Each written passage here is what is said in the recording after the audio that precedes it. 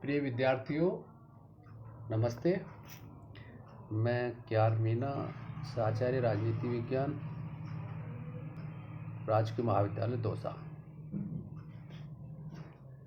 आज का हमारा टॉपिक है सेंट्रल स्टेट रिलेशंस, केंद्र राज्य संबंध।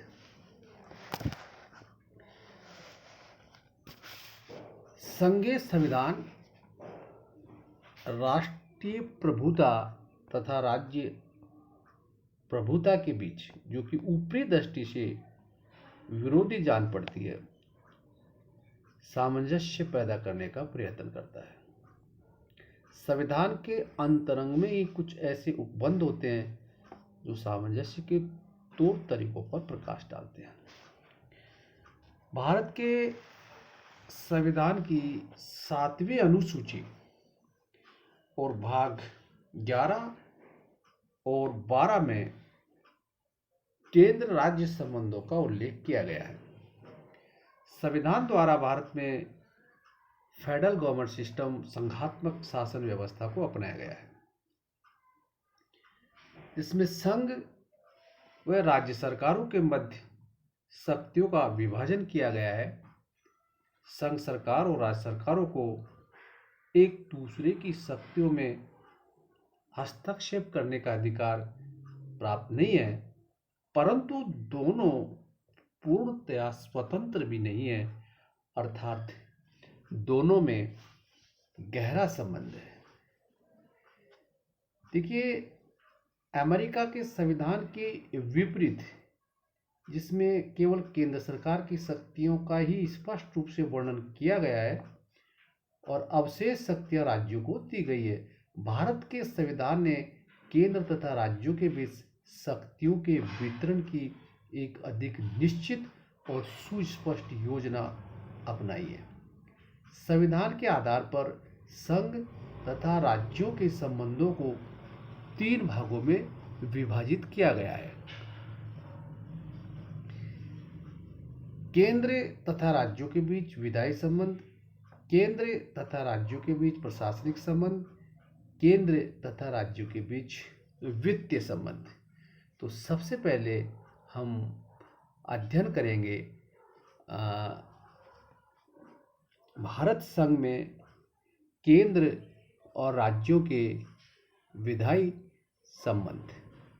इसके बारे में हम चर्चा करेंगे। देखिए, भारतीय संविधान में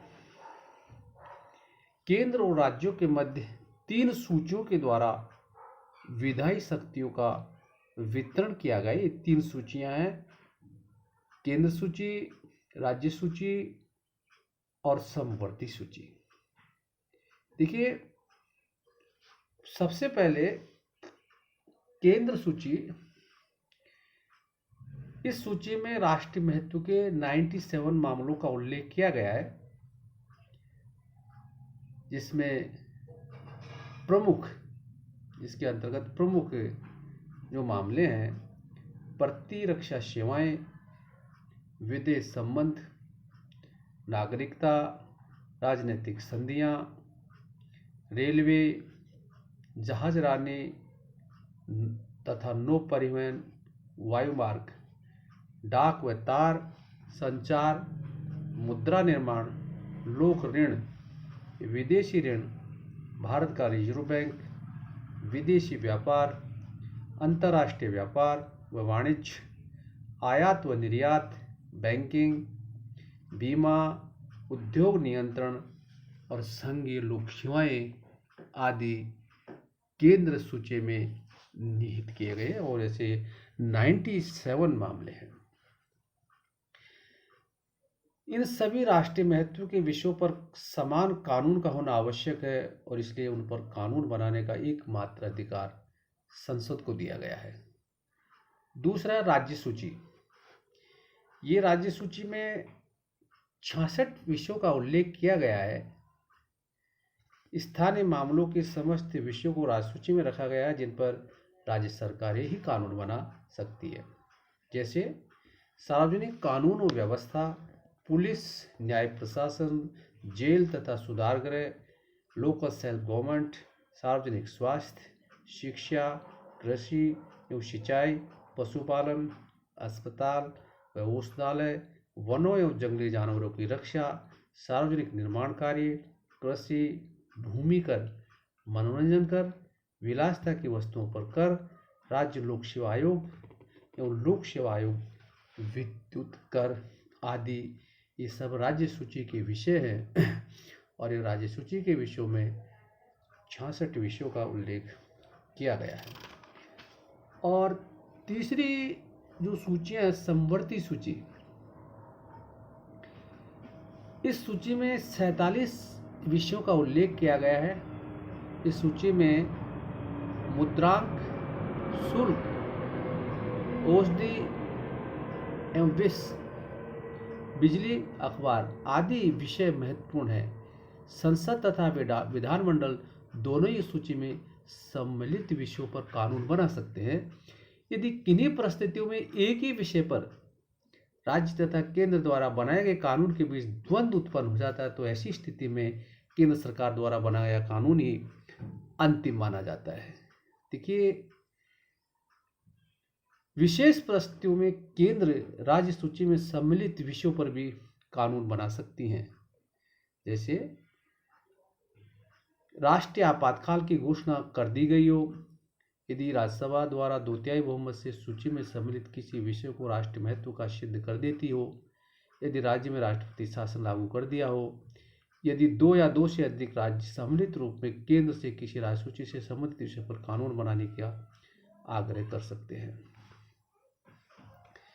इसके बाद कुछ अवशिष्ट शक्तियां हैं जिन विषयों का वर्णन उक्त तीनों सूचियों में नहीं है, या परिस्थितियों के अनुसार यदि नए विषय उत्पन्न हो तो संविधान निर्माताओं ने ऐसी अवशिष्ट शक्तियां संघीय सरकार को प्रदान की गई हैं।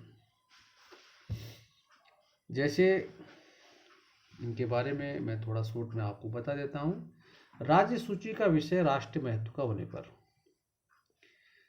राज्य के विधानमंडलों द्वारा इच्छा प्रकट करने पर, जैसे अनुच्छेद 252 के अनुसार यदि 2 या 2 से अधिक राज्यों के विधानमंडल प्रस्ताव पारित कर ये इच्छा व्यक्त कर दे कि राज्य सूची के किन्हीं विषयों पर संसद द्वारा कानून निर्माण किया जाए, तो उन राज्यों के लिए उन विषयों पर कानून बनाने का अधिकार संसद को प्राप्त हो जाता है। संकटकालीन घोषणा की स्थिति में अनुच्छेद 250 के अनुसार संकटकालीन घोषणा की स्थिति में राज्य की समस्त विधायी शक्ति पर संसद का अधिकार हो जाता है। विदेशी राज्यों से हुई संधियों के पालन हेतु अनुच्छेद 253 के अनुसार यदि संघ सरकार ने विदेशी राज्यों से किसी प्रकार की संधि की है तो उसके पालन हेतु भारत सरकार को संपूर्ण भारत की सीमा क्षेत्र के अंतर्गत पूर्णतः हस्तक्षेप व्यवस्था करने का अधिकार है। राज्य में संवैधानिक व्यवस्था भंग होने पर भी आर्टिकल 356, अगर राज्य में संवैधानिक तंत्र के विफल होने पर राष्ट्रपति शासन लग जाता है तो उस राज्य के सारे कानून, विधानमंडल के समस्त अधिकार संसद के पास आ जाते हैं। तो ये कुछ महत्वपूर्ण बातें थी। अब हम आगे चर्चा करेंगे विधायी दृष्टि से केंद्र राज्य संबंधों का विश्लेषण। देखिए, विधायी दृष्टि से केंद्र राज्य संबंधों का विश्लेषण 2 आधारों पर किया गया है, सैद्धांतिक आधार और व्यवहारिक आधार। इसमें